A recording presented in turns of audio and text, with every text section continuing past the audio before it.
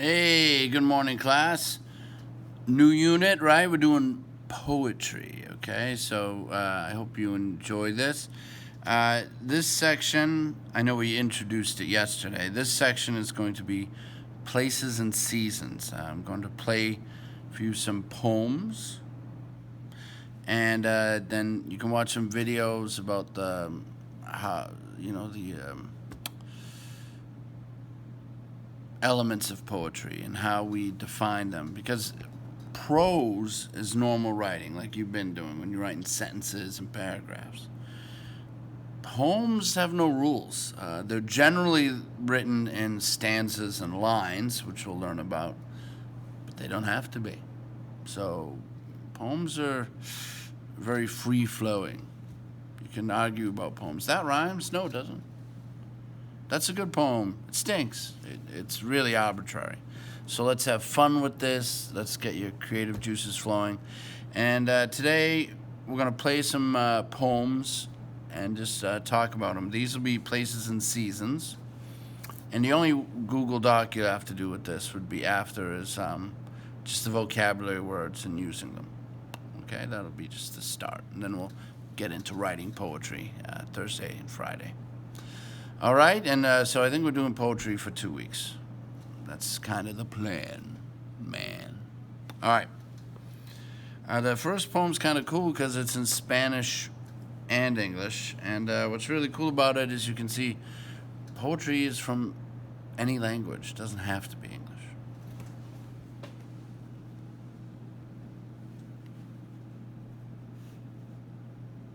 Focus on poetry.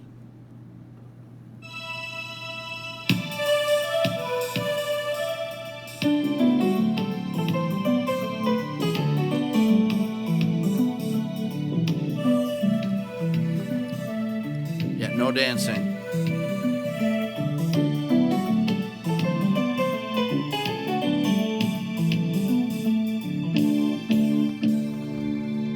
I said no dancing. Árbol de limón. Si te subes a un árbol de limón, siente la corteza con tus rodillas y pies, huele sus flores blancas, talla las hojas entre tus manos. Recuerda, el árbol es mayor que tú y tal vez encuentres cuentos entre sus ramas. Jennifer Clement. Lemon tree. If you climb a lemon tree, feel the bark under your knees and feet. Smell the white flowers. Rub the leaves in your hands. Remember, the tree is older than you are, and you might find stories in its branches. Jennifer Clement. Translated by Consuelo de Aerenlund. All right, so now the assignment will be you have to write a poem in Spanish. No, it's not. No. But it's nice to see that poems can be in different languages. Okay, this one's called Travel.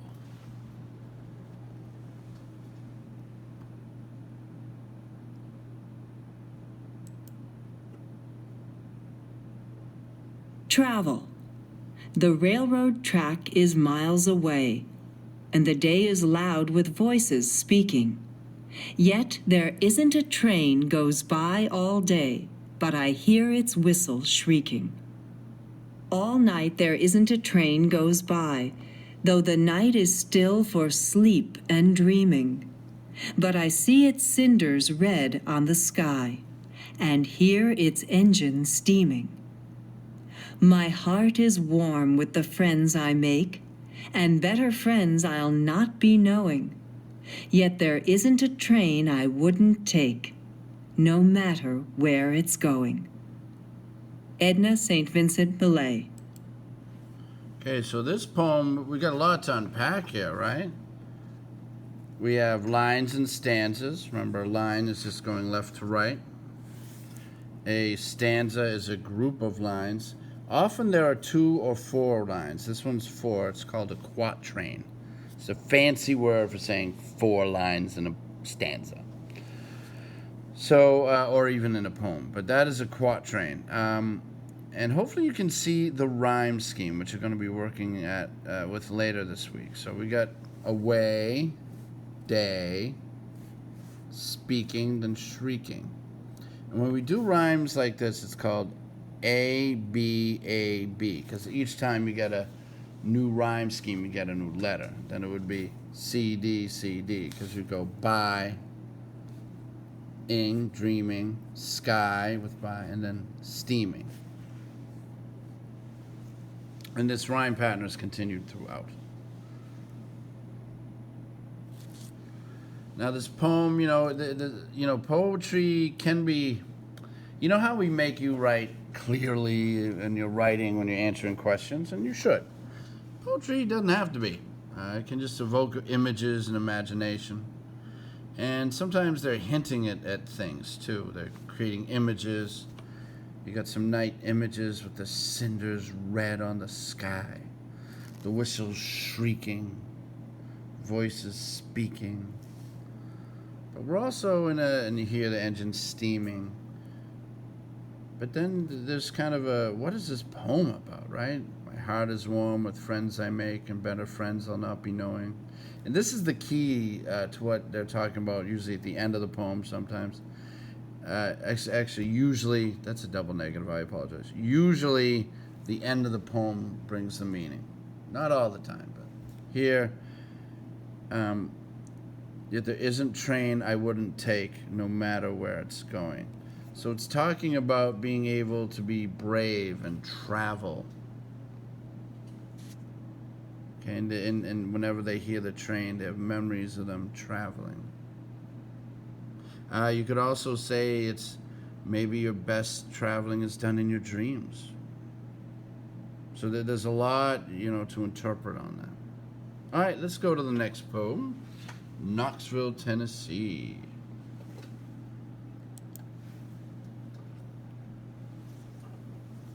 Knoxville, Tennessee.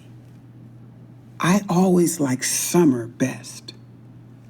You can eat fresh corn from Daddy's garden, and okra, and greens, and cabbage, and lots of barbecue, and buttermilk, and homemade ice cream at the church picnic, and listen to gospel music outside at the church homecoming, and go to the mountains with your grandmother, and go barefooted and be warm all the time, not only when you go to bed and sleep. Nikki Giovanni. Okay, it's a famous poet, Nikki Giovanni. And boy, I'm hungry after that, huh? Come on, let's eat. Knoxville, Tennessee. What's this poem about? It doesn't say anything about Tennessee. So if you notice, there's a lot of rhythm in here, and okra, and greens, and cabbage, and lots of barbecue, and buttermilk, and homemade ice cream. So there's a lot of and a lot of kind of kid speak, how a kid would talk. There's also talking about being with the family again. So there's a lot of memories of family. And I happen to know this poet is from Knoxville, Tennessee. So really what we're gathering on this is really not about food. It's really about going home and remembering what summer could be like with your family. Obviously extended family because you're going with your grandmother. There's a lot of kid imagery right here, right? So remembering what it's like to be a kid, her past. Not much rhyming going on, and no stanzas, right? I don't see any breaks. I do see lots of lines. See? So you don't have to have stanzas, you don't have to have rhymes. Poetry can be whatever you want it to be about. I think this one's about how I feel about it, as I feel the warm imagery of family, being a kid again, and how good that felt.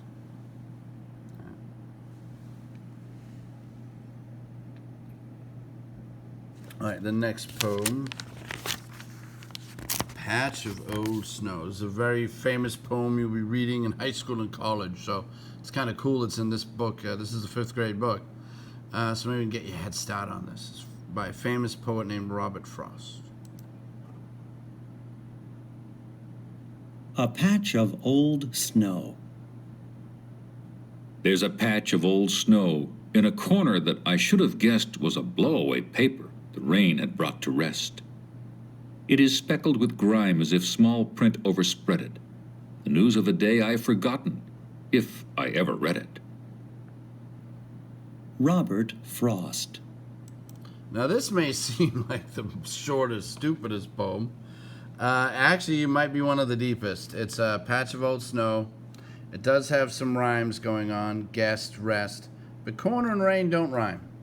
So it's almost like an XA rhyme scheme. And overspread it and read it. So kind of nice feminine rhyme. So it's if and so again it's XA, X or XB, XB. And it's definitely in lines and stanzas. So what is this poem about? Well, it's a definite image, and it's comparing a patch of old snow and how it's like white with some black speckles to a blown away newspaper in the rain where it's white with black speckles. And I think that's important. I don't think it's an accident they're being compared. You see an old snow that's about to melt away, and snow melts away.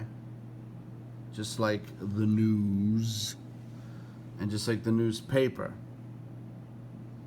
And most of the news you read often can be bad, right? When you watch the news, crime or murder or, things like that. And it's the news or some kind of war, because that's what makes news, like strange things, not the normal good things. The news of the day I've forgotten if I ever read it. So right there's your meaning of the poem. To me it reads, and it's pretty well known to read, that the news of the day will melt away like the snow. It'll go away like a wrinkled old newspaper. That's not what is important in life. Family, love, that kind of thing. Though he doesn't say that. That would be implied. But really what he's focused on is that the news doesn't matter. Live your life. Okay. And now we'll read a poem by Shanto Begay, famous Native American poet.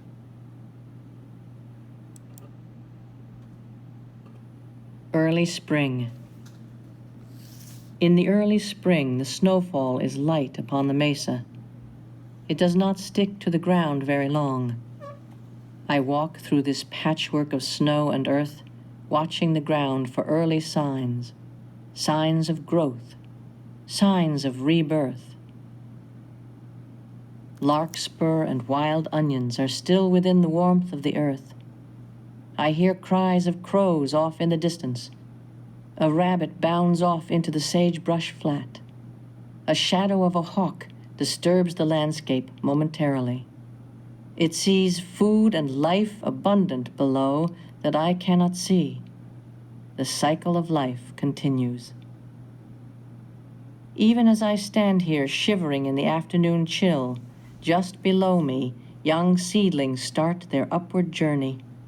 Insects begin to stir. Rodents and snakes are comfortable in their burrows.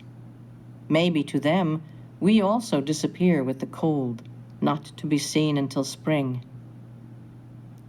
For this generation and many more to come, this land is beautiful and filled with mysteries. They reveal themselves and their stories if you look very carefully and listen. Shanto Begay. I wonder, what is Shanto telling you to listen to? Look at all the imagery here. Spring, ground, mesa, snowfall, larkspur, wild onions, those are plants, cries of crows, rabbits, cycle of life, right? The young seedlings. These are all nature. So he really is a poet describing the nature around him. And he wants you to listen to it too. And he's saying this generation needs to do that, doesn't he? If you look very carefully and listen, you will hear nature, and he wants you to listen to it. And the last poem, similar to this poem about nature, but probably a little more sadder, is Civilization.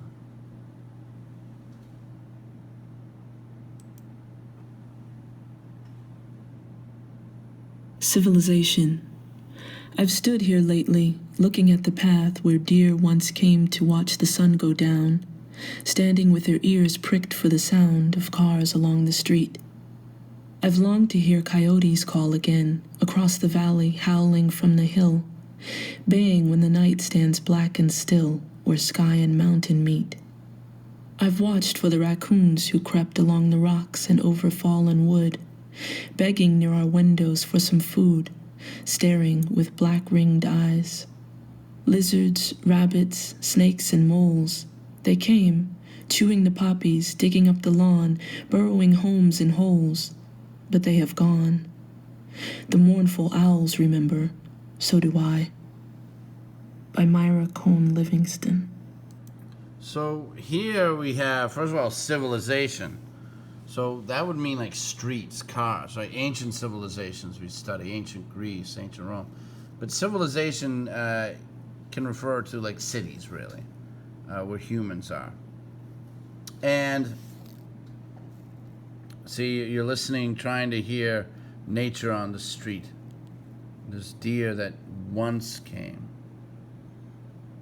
Coyotes call again. They were longing to hear them. She's looking for raccoons, lizards, right? She's looking for all those things, but they have gone. The mournful owls. Now, mournful means sad. So the owls are sad, and they remember, and so do I. So this is really a longing for the return of nature.